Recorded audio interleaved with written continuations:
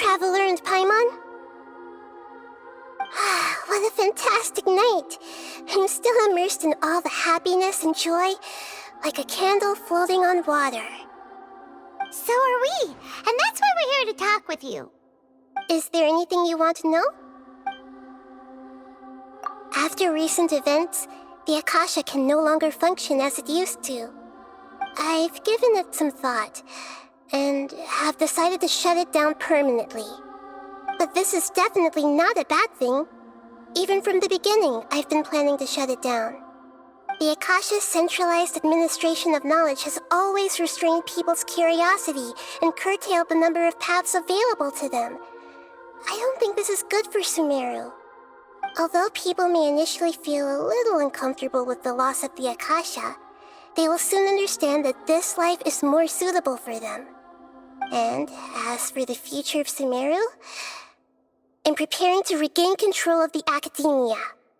The former sages have received their punishment, but the new sages have yet to be selected. I will oversee the process personally. I hope that the new 6 great sages will be more focused on academics. Sumeru needs such leaders more than ever. The other big issue is the people of King Deshret.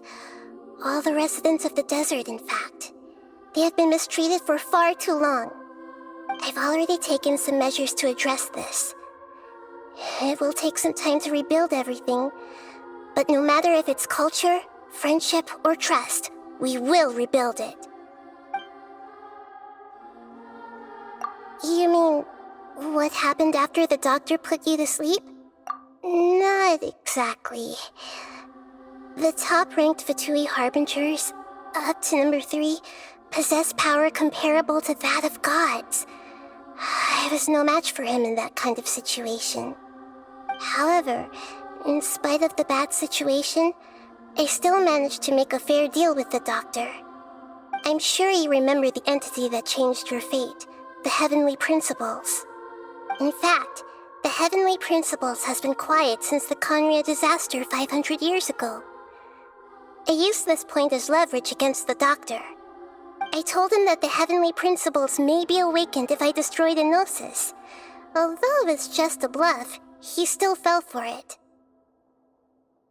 I assumed that the Heavenly Principles wouldn't just stand by and let such extensive damage to its laws take place. And as for what I exchanged for the Gnosis, the exchange served as both punishment for the doctor as well as a boon of new knowledge that I couldn't refuse as the God of Wisdom. He's still in a coma. I've hidden him like how one would hide a feather. I know you have many misgivings about him, but as someone who had become a god, he has retained a number of very useful features. Don't worry, I'll keep an eye on him and make sure he doesn't do any evil. In addition, there are still some mysteries left in him. Some things may be very clear from my perspective, but he is still yet to understand them himself. His future will be determined by fate. Is that where you're headed next? Fontaine, the Nation of Justice? As far as I know, that nation operates in the judicial system. Does their Archon personally judge people? No, there's a Chief Justice in Fontaine.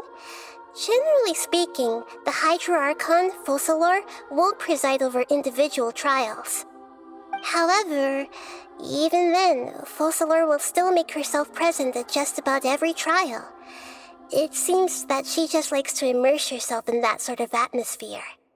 As Archon, she still reserves the right to influence the final verdict.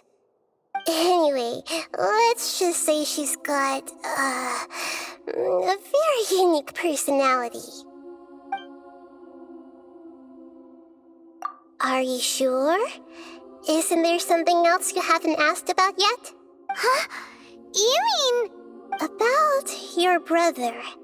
While you were resting at Gandharvaville, I took some time to perform an Irminsul search for information on your brother. Yeah, isn't Irminsul a repository for all the information and memories of Tevat? So there shouldn't be anything on her or her brother. This is true in your case, Irminsul indeed does not have any information on you. However, there must be something different about your brother. Because, as it turns out, the world has recorded information on him after all. What? There's only one possible explanation. He belongs to this world.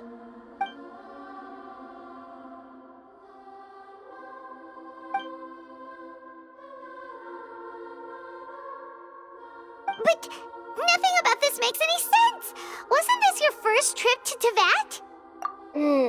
According to the records I was able to access, your sibling suddenly appeared in Conria. After the Conria disaster, he began his journey through the 7 nations of Teyvat.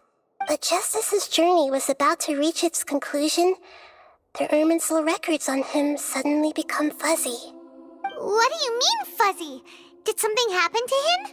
All I know for sure is that somebody, for reasons only they can know, is deliberately obfuscating his fate. And whoever it is, if they can do that, who knows what else they're capable of. But even that wouldn't explain how he somehow comes from this world. Something else I noticed was that according to these records, the Fatui have not classified your sibling as one of the Descenders. What's a Descender? Paimon's never heard of it. Look, I'm sure you must be curious about the information I received from the Fatui in return for my gnosis, right? A very important part of the intel was about this world's Descenders. External beings, ones that don't belong to this world. Traveler, you are Teyvat's 4th Descender. Huh? So the Fatui count 3 other Descenders before the Traveler, and her brother isn't even one of them? That's right. My current hypothesis is that the first Descender was likely what we now call the Heavenly Principles. As for the other Descenders, I still need to verify their existence. It could take me some time. Paimon's head's about to burst from all this crazy new information. And yet, even knowing all this, I'm sure you must still have a lot of unanswered questions. I must say, I truly regret that I can't help you more as the God of Wisdom. There are many questions in my heart as well. I will need some time to go through each one of them. And soon, you'll also begin your journey anew and depart from Sumeru. I'm very interested in your future. It's a journey that can't be observed or recorded by this world. If fate is the ultimate knowledge, then your future will be the ultimate fate. Paimon's sure glad we got to meet you, Nahida. The pleasure is all mine. I can't thank you enough. Alright, that's enough talk for today. If you ever miss me, just close your eyes, and maybe I'll appear in your dreams.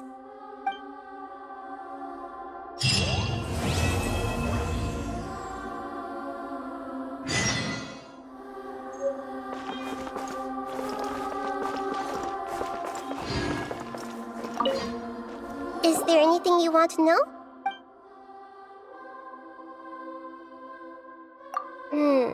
According to the records I was able to access, your sibling suddenly appeared in Conria. After the Conria disaster, he began his journey through the 7 nations of Teyvat. But just as his journey was about to reach its conclusion, the Irminsul records on him suddenly become fuzzy. What do you mean, fuzzy? Did something happen to him? All I know for sure is that somebody, for reasons only they can know, is deliberately obfuscating his fate. And whoever it is, if they can do that, who knows what else they're capable of. But even that wouldn't explain how he somehow comes from this world. Something else I noticed was that according to these records... What's a Descender? Look, I'm sure you must be a very important traveler. You are... Huh? So that's right. As for the other Descenders... And yet, even knowing all, there are many questions in my heart as well.